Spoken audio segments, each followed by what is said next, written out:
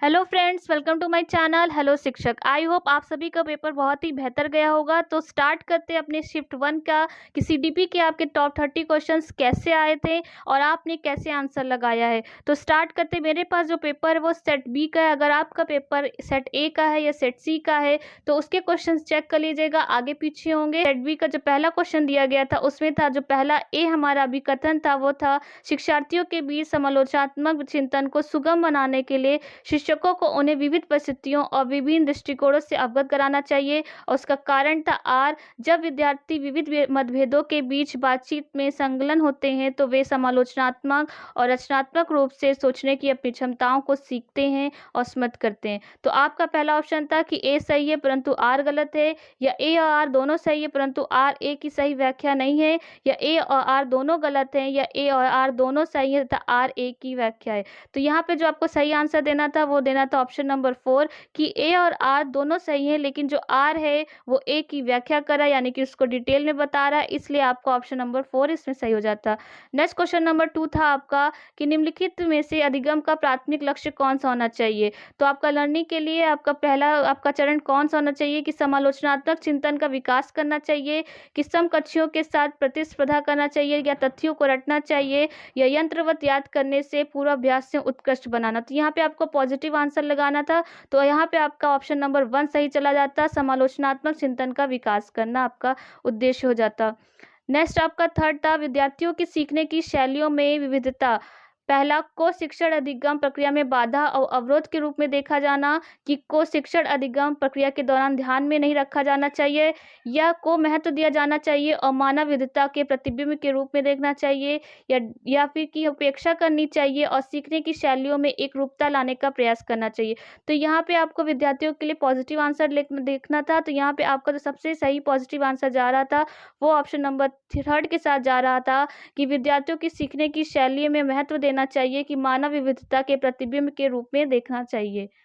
Next आपका question number 4 था, बच्चे सबसे प्रभावी ढंग से तब सीखते हैं यदि कोई अवधारणा पहला तर्क संगत से अनुभवजन्य की ओर बढ़ती है, या जटिल से सरल की ओर बढ़ती है, या समान से विशिष्ट की ओर बढ़ती है, या अमूर्त से मूर्त की ओर बढ़ती है। अगर आपने शिक्षक के अगर सूत्र पढ़े होंगे तो आपने समान से विशिष्ट या मूर्त से अमूर्त पढ़े होंगे। तो यहाँ पे जो आपका सही ऑप्शन लगाना था वो ऑप्शन 3 के साथ लगाना था, कि हमारी जो अवधारणा होती है वो समान से बच्चे को पहले इजी फिर विशिष्ट पे, यानी कि उसके स्पेशल कारक पे जाना चाहिए था, इसलिए समान से विशिष्ट की ओर बढ़ती है। क्वेश्चन नंबर 5 था हमारा, निम्नलिखित में कौन सी प्रक्रिया अधिगम के दौरान योगदान नहीं देती है, गैर प्रासंगिकरण, या वैचारिकता, या संगठन, या वर्गीकरण। तो हमारी जो प्रक्रिया अधिगम के दौरान योगदान नहीं देती वो आपका आंसर हो जाता 5 का पहला, कि गैर प्रासंगिकरण आपका ऑप्शन गलत हो जाता। नेक्स्ट क्वेश्चन नंबर 6 था आपका, बच्चों में समस्या समाधान कौशल को बढ़ाने के लिए निम्नलिखित में कौन सा प्रभावी तरीका है, उन्हें बुद्धि मंथन करने और सहज अनुमान लगाने के अवसर देना, या उन्हें समस्याओं को तैयार समाधान उपलब्ध कराना, या स्वतंत्र चिंतन को हतोत्साहित करना और घोषणात्मक ज्ञान का ध्यान केंद्रित करना, या कठिन समस्याओं से बचने के लिए उन्हें प्रोत्साहित करना। तो यहाँ पे आपको समस्या समाधान का एक पॉजिटिव आंसर ढूंढ के बताना था। तो आपका जो 6 का आंसर जाता वह पहले के साथ जाता, कि बुद्धि मंथन करने और सहज अनुमान लगाने के अवसर प्रदान करना।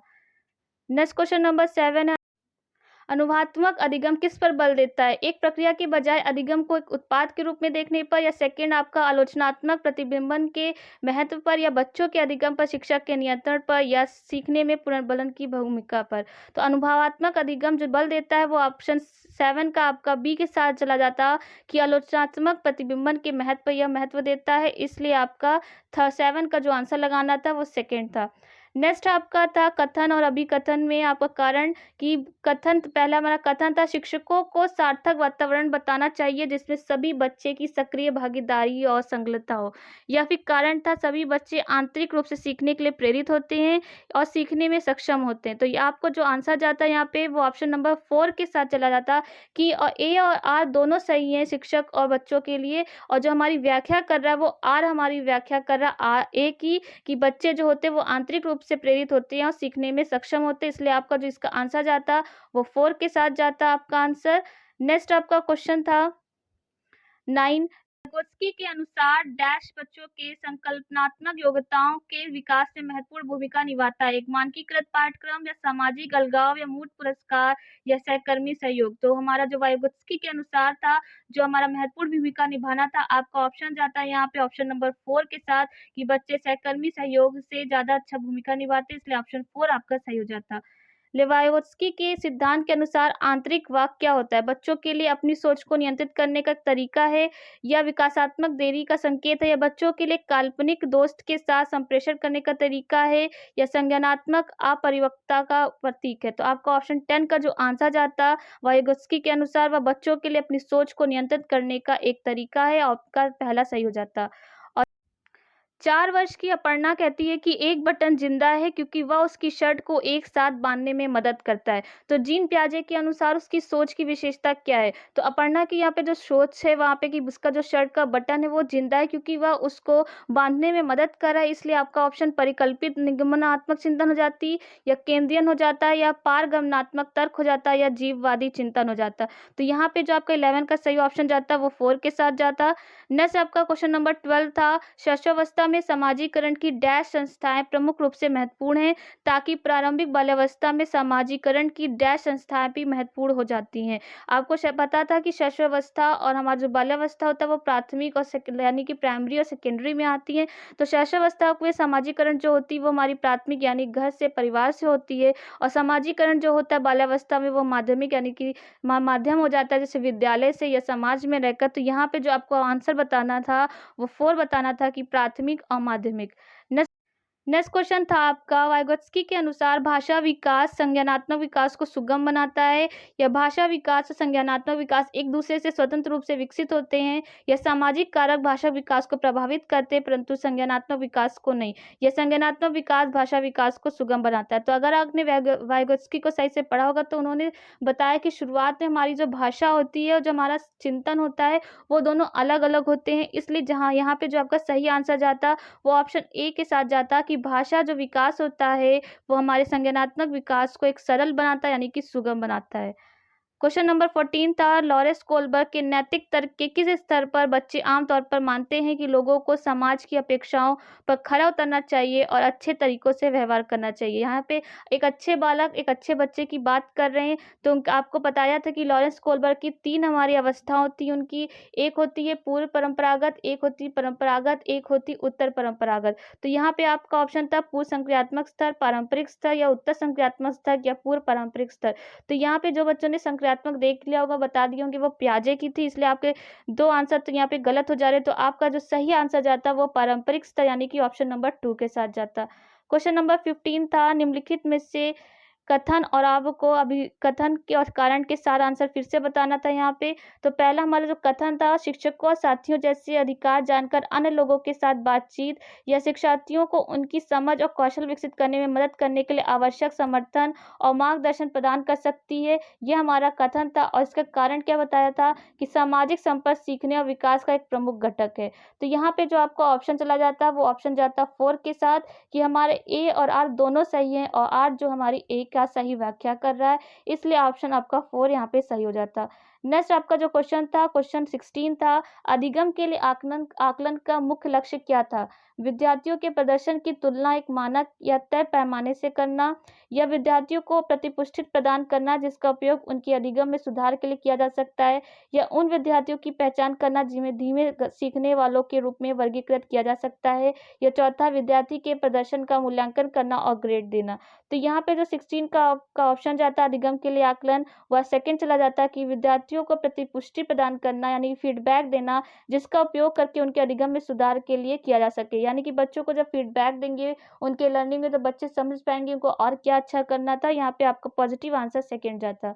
नेक्स्ट क्वेश्चन नंबर 17 था आपका, किस आयु में बच्चे शब्दों के खेल में शामिल हो सकते हैं और ऐसे चुटकुलों और पहेलियों को पसंद कर सकते हैं जिसमें शब्दों का खेल शामिल हो? तो यहाँ पे आपका 2 ऑप्शन सही जाते हैं। आपको देखना पड़ेगा कि यहाँ पे सेंट्रल क्या आंसर मानता है, क्योंकि यहाँ पे जो ये उम्र होती है चुटकुलों और पहेलियों की वो हमारी मानी गई है 3 से 7, और यहाँ पे आपका 3 भी ऑप्शन है 7 भी ऑप्शन है, इसलिए यहाँ पे 1 और सेकंड दोनों में डाउट है, इसलिए यहाँ पे थोड़ा सा क्लियर कर लीजिएगा।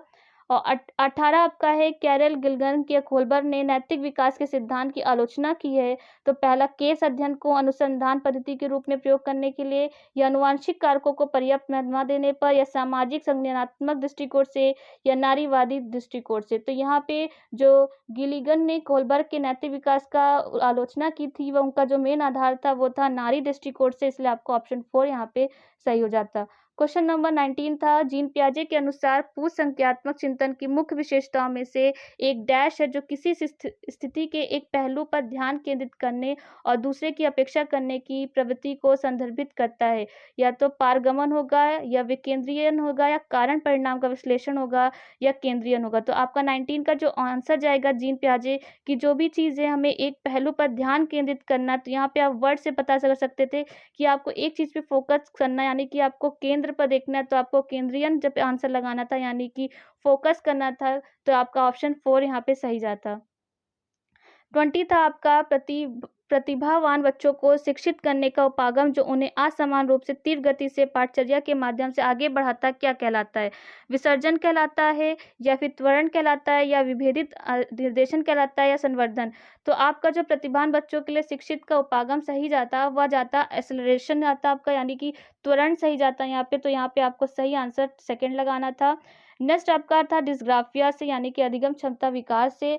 तो एक मनोवैज्ञानिक विकार है जिसकी विशेषता ध्यान का अभाव है, या आवेगशील व्यवहार है, या तंत्रीय विकार है जिसकी विशेषता अक्षरों आकारों को बनाने में कठिनाई है, या भाषण विकार है जिसकी विशेषता हकलाना और उच्चारण में त्रुटियां करना होता है, या एक गति युक्त विकार है जिसकी विशेषता स्थूल पेशीय बाधितता है। तो आपको बताया था डिस्ग्राफिया जो होती है वह लिखने में प्रॉब्लम करती है, यानी कि हमने ग्राफ से रिलेट करके बताया था। तो यहाँ पे जो आपका आंसर जाता वो सेकंड के साथ जाता कि एक तंत्रीय विकार है जिसकी विशेषता अक्षरों और आकारों को बनाने में कठिनाई होती है, यानी कि लिखने का विकार था ये। तो आपका ऑप्शन सेकंड सही हो जाता।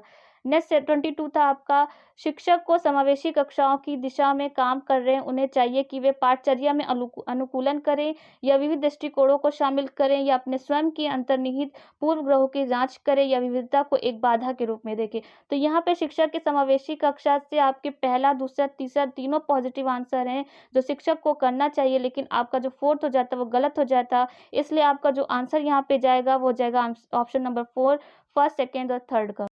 नेक्स्ट क्वेश्चन आपका 23 था, हार्वर्ड गार्डनर के अनुसार एक दर्शन शास्त्री के पास डैश प्रकार की बुद्धि और मूर्तिकार के पास डैश प्रकार की बुद्धि की मात्रा अधिक होती। तो यहाँ पे एक दर्शन शास्त्री का बताना था कैसी बुद्धि होती है और मूर्तिकार के पास कैसी बुद्धि होती। तो आपका पहला था अंतर्व्यक्तिक या भाषिक, या अंतर्व्यक्ति या दिव्यस्थान, या फिर भाषिक या अंतर्व्यक्तिक, या दिव्यस्थान या अंतर्व्यक्तिक। तो एक जो हमारा दर्शन शास्त्री होगा उसके पास आंतरिक चिंतन ज्यादा होगा, यानी सोचने की क्षमता ज्यादा होगी, तो उसका जाता अंतर्व्यक्ति के साथ। और हमारे जो मूर्तिकार होते हैं उनके पास एक जो इमेजिनरी होती है कि कैसे चीज़ों को और अलग अलग क्रिएटिव बना सकते हैं, इसलिए आपका जो ऑप्शन जाता है यहाँ पे ऑप्शन नंबर आपका सेकंड सही जाता है, यानी कि ऑप्शन नंबर 2 आपका सही हो जाता। नेक्स्ट 24 था आपका, निम्नलिखित में स्वलीनता वाले विद्यार्थियों की विशिष्ट विशेषता कौन सी है? यानी कि स्वलीनता यानी कि जो अपने बारे में सोचते हैं बच्चों की, उनकी विशेषता बतानी थी। पहला, संवाद कौशलों का उच्च स्तर, या बार बार दोहराव या आवर्ती व्यवहार, या कल्पना को तथ्य से अलग करने की शेष क्षमता, या उन्नत सामाजिक भावात्मक पारस्परिकता। तो आपका 24 का जो आंसर जाता वो जाता ऑप्शन नंबर 2 के साथ कि स्वलीनता यानी जो खुद के बारे में सोचते हैं, विद्यार्थी की विशिष्ट विशेषता होती थी कि वो बार बार दोहराव करते, आवर्ती व्यवहार करते हैं, तो खुद के बारे में ही बार बार वैसे ही सोचते रहते, इसलिए आपका ऑप्शन 2 यहाँ पे सही हो जाता। नेक्स्ट 25 आपका था कि निम्नलिखित में कौन सा स्थूल गतिक कौशल था, यानी कि ग्रॉस मोटर आपको बताना था। और ग्रॉस मोटर आपको बताया था कि होता है जिससे पूरे शरीर का प्रयोग हो रहा है, शरीर के सारे पार्ट्स का प्रयोग किया जाता है। तो पहला, एक कागज के एक बड़े आयत को रूपरेखा के अनुसार काटना, कि आपसे आप पूरी बॉडी का प्रयोग करें, काटने के लिए सिर्फ हाथ का प्रयोग करें ना कि पैर का, या एक कागज या वृत्त को रूपरेखा के अनुसार काटना, या बुनाई करना, इससे भी आप सिर्फ हाथ का प्रयोग करें। लेकिन आपका जो तैरना होता है वो ग्रॉस मोटर में जाता है, यानी कि स्थूल गतिक कौशल में जाता, इसलिए आपका यहाँ पे ऑप्शन आपका जो सही जाता है वो 4 के साथ। नेक्स्ट आपका 26 था, भौतिक वृद्धि और विकास के डैश और डैश सिद्धांतों का पालन करते हैं। पहला, विभेदीकरण, सरल से जटिल, एकीकरण, जटिल से सरल, या समीपस्थ, या फिर आपका शीर्षगामी, या एकीकरण, या विभेदीकरण, या शीर्षगामी, या समीपस्थ। तो आपका जो भौतिक वृद्धि विकास के लिए सही ऑप्शन जाता वो ऑप्शन नंबर 4 जाता कि शीर्षगामी यानी कि अवरोही, और समीपस्थ यानी आंतरिक से बाहर की ओर सिद्धांतों का पालन करता है। नेक्स्ट आपका क्वेश्चन नंबर 27 था, प्रारंभिक बाल्यावस्था में वृद्धि डैश और सोच डैश है, जबकि मध्य बाल्यावस्था में वृद्धि डैश और सोच डैश है। तो आपका 27 का जो यहाँ पे आंसर जाता, पहला था धीमी तार्किक स्थिर है या आत्म केंद्रित, या स्थिर है तार्किक है, धीमी है आत्म केंद्रित है, या धीमी कुछ हद तक आत्म केंद्रित है, स्थिर है या तार्किक है, या चौथा स्थिर है कुछ हद तक आत्म केंद्रित या धीमी तार्किक है।